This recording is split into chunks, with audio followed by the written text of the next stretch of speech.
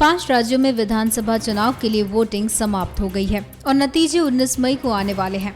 लेकिन उससे पहले तमाम न्यूज चैनलों के लिए एग्जिट पोल आ गया है। अलग अलग एग्जिट पोल के मुताबिक पश्चिम बंगाल को छोड़ बाकी चारों राज्यों में सत्ता परिवर्तन होगा। एग्जिट पोल के नतीजों के अनुसार असम में पहली बार बीजेपी गठबंधन की सरकार बन सकती है, तो पश्चिम बंगाल में ममता की बम्पर वापसी तय लग रही है।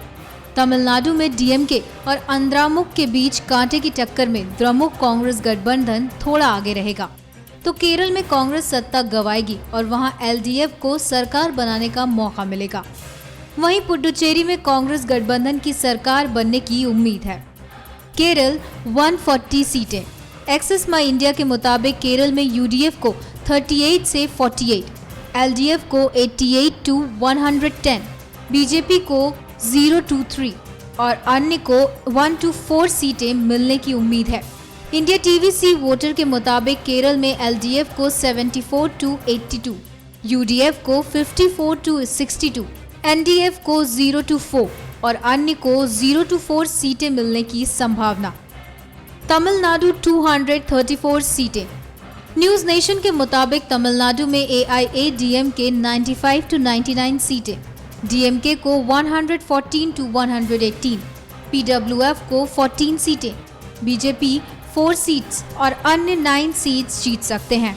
एक्सिस माई इंडिया के मुताबिक तमिलनाडु में एआईएडीएमके को 89 to 101, डीएमके कांग्रेस को 124 to 140 सीट्स, बीजेपी को 0 to 3 सीट्स और अन्य को 4 to 8 सीट्स मिलने की संभावना।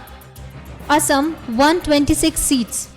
टुडे चाणक्य के मुताबिक असम में बीजेपी को 90, कांग्रेस को 27, एआईयूडीएफ को 9 और अन्य को 3 सीटें मिलने की उम्मीद है। एग्जिट पोल में असम से भारतीय जनता पार्टी के लिए अच्छी खबर आ रही है। असम में बीजेपी की सरकार बनने की संभावना। एक्सिस माई इंडिया और इंडिया टुडे के सर्वे के मुताबिक कांग्रेस को यहां महज 26 to 33 सीट्स मिलने की संभावना।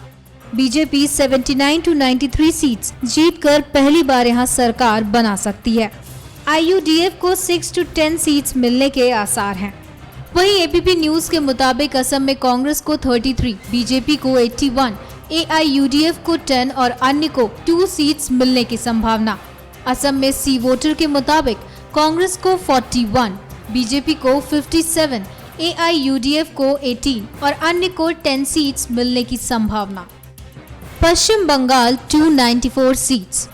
न्यूज नेशन के मुताबिक टीएमसी को 151 to 155, लेफ्ट को 89 to 93 और कांग्रेस को 43 to 47 सीटें मिलने की संभावना।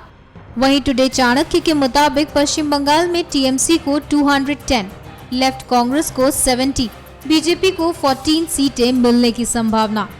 एक्सिस माई इंडिया और टीवी टुडे के मुताबिक टीएमसी को 233 से 253, लेफ्ट को 38 to 52, बीजेपी को 1 to 5 और अन्य को 2 to 5 सीट्स मिलने की संभावना।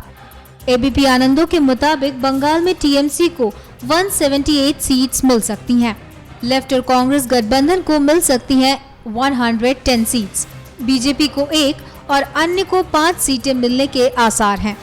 सी वोटर के मुताबिक पश्चिम बंगाल में टीएमसी को 167, लेफ्ट को 75, कांग्रेस को 45 और बीजेपी को 4 सीटें और अन्य को 3 सीटें मिलने की संभावना।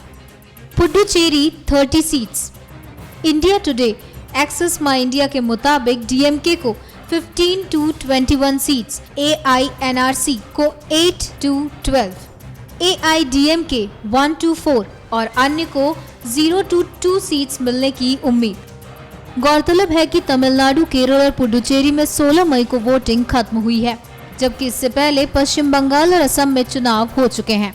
5 राज्यों के चुनावों की मतगणना 19 मई को होगी।